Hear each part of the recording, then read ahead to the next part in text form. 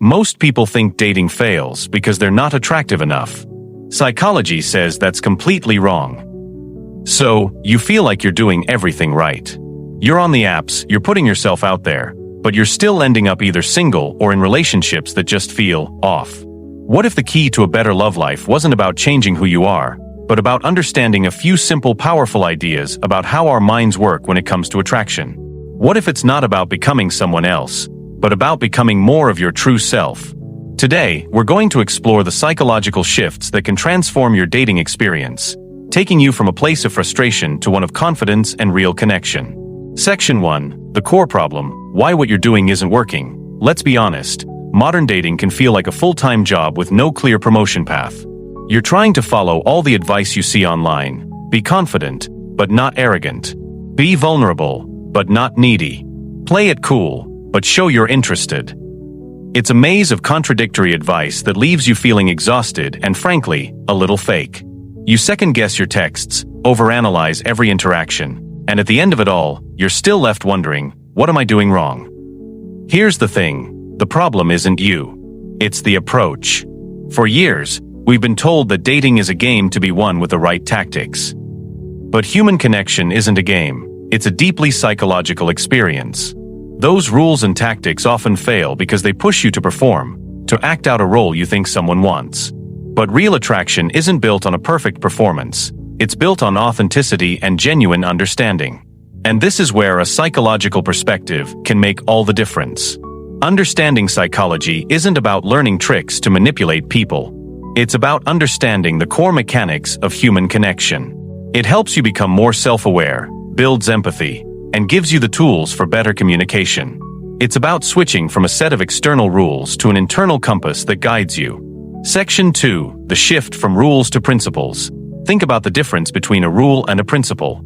A rule is rigid: wait 3 days to call. A principle is flexible and gets to the heart of the matter: create space for anticipation and curiosity to build. The first is a tactic. The second is a real understanding of human desire. So we're going to throw out the rulebook and look at the core psychological principles that actually govern attraction and connection. These aren't about changing your personality. They're about revealing it more skillfully. We'll explore how to create a first impression that feels genuine and exciting, and then how to build that spark into something that lasts. Section 3. Deep dive: psychological principles for a powerful first connection. Creating that initial spark isn't magic, it's psychology in action. Here are a few principles you can start using right away to make your interactions more meaningful. First, let's talk about the echo effect combined with positive psychology. The echo effect isn't just about simple mirroring, like copying body language.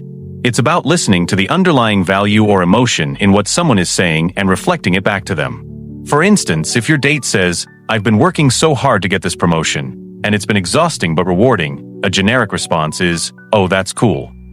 But an echo effect response is, "It sounds like personal growth is really important to you, even when it's a huge challenge." See the difference? The second response shows you're not just hearing their words, you're understanding their motivation. This simple act of validation builds trust and helps create the kind of safety where the brain's bonding chemicals, like oxytocin, can work their magic. This connects directly to positive psychology. When you lead with curiosity and actively look for the good in others, you become way more attractive. When you make someone feel seen and appreciated, you create an immediate, powerful connection. The second principle is what I call the power of the pause, or the 2-second rule. In conversations, especially when we're nervous, we rush. We talk too fast. We fill every silence. This just communicates anxiety. The 2-second rule is simply about pausing for a couple of seconds after you speak or after they speak. This isn't an awkward silence. It's a confident one. It does 3 things. First, it makes you seem calm and in control. Second, it gives the other person a moment to actually absorb what you said.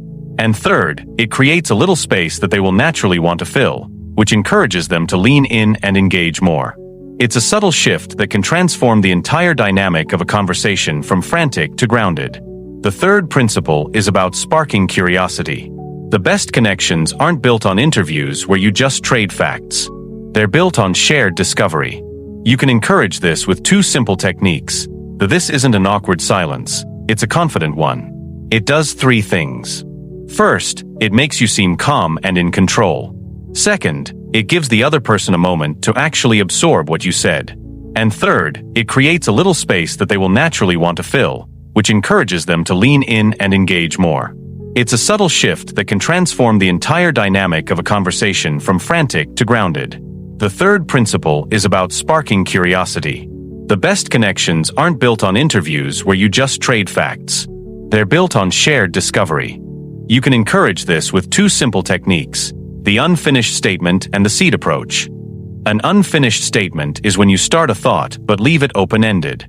For example, instead of saying, "I think we have a lot in common," you could say, "I was just thinking about how our shared love for old movies could lead to," and trail off with a smile.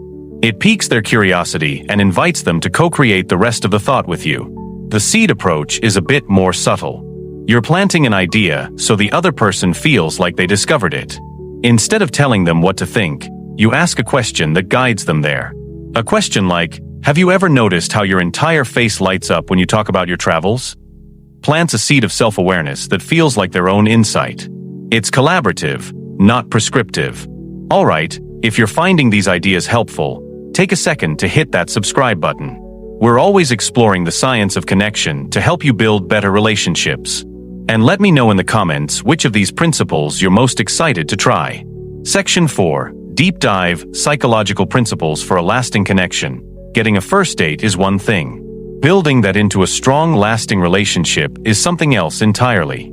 As you move past that initial spark, a different set of psychological principles becomes critical. The first is the art of responsiveness. Many of us think being supportive is enough, but psychology shows that how we support our partner is what really matters. This is where active constructive responding comes in. Imagine your partner comes home and says, "I got the promotion." There are 4 ways you could respond. A passive destructive response is to just ignore it. "Oh cool. What's for dinner?" A passive constructive one is lukewarm. "That's nice, honey." An active destructive response actually sabotages the joy. "Wow, does that mean you'll be working even later hours now?" But an active constructive response amplifies their joy. It sounds like this: "That's amazing news. I'm so proud of you. Tell me everything. How did they tell you? What are you most excited about?" This kind of response shows you're genuinely engaged in their happiness and is a huge predictor of relationship satisfaction and intimacy. You're not just a witness to their life, you are a co-celebrant of it. The second principle for lasting connection is learning the foundation of healthy conflict, specifically through what the Gottman Institute calls a gentle startup. Research shows that how a conflict discussion begins can predict its outcome with surprising accuracy. A harsh startup is when you open a conversation with criticism or blame, like, "You always leave your dishes in the sink, you're so lazy." This immediately puts the other person on the defensive.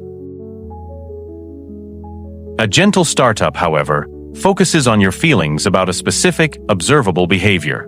It follows a simple framework: "I feel your emotion about the specific situation, and I need a positive request."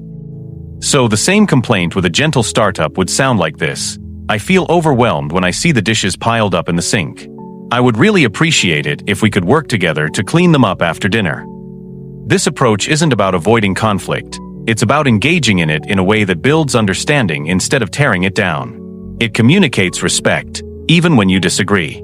Section 5. Putting it all together, an actionable framework. So, how do you actually use all of this? If you're single, the work starts before you even go on a date. Take some time for self-reflection. What are your core values? What have past relationships taught you? When you know what you truly need in a partner, beyond a superficial checklist, you can date with intention. Then, start practicing these communication principles in your everyday life. Use the 2-second pause with your barista. Try active constructive responding with a friend. The more you use these skills, the more natural they'll feel on a date. If you're in a relationship, it's all about maintenance. A practical idea to try is the 777 rule. Plan a date every 7 days, a weekend getaway every 7 weeks, and a week-long vacation every 7 months. The specific numbers are less important than the principle behind them. Intentionally carve out quality time to reconnect away from life's everyday distractions. And when conflict comes up, and it will, commit to practicing that gentle startup. Frame issues from your perspective with "I feel." And make sure you're listening to understand, not just to reply. In conclusion, ultimately, understanding psychology won't turn you into a different person. It'll do something much more powerful. It will equip you to be more authentically and effectively yourself. It moves you out of a place of anxiety and performance and into a place of confidence and genuine connection. You stop asking, "What do they want me to be?" And you start showing them who you are, with skill and with heart. The goal isn't just to get a date or a partner. It's to build relationships that are fulfilling, supportive, and real. And that journey begins not by changing who you are, but by understanding how to let the best of who you are be seen. Thanks so much for watching. If this video gave you an aha moment, please give it a like and subscribe for more insights into the psychology of modern life. I'd love to hear from you in the comments. Which psychological principle resonated with you the most? I'll see you in the next video.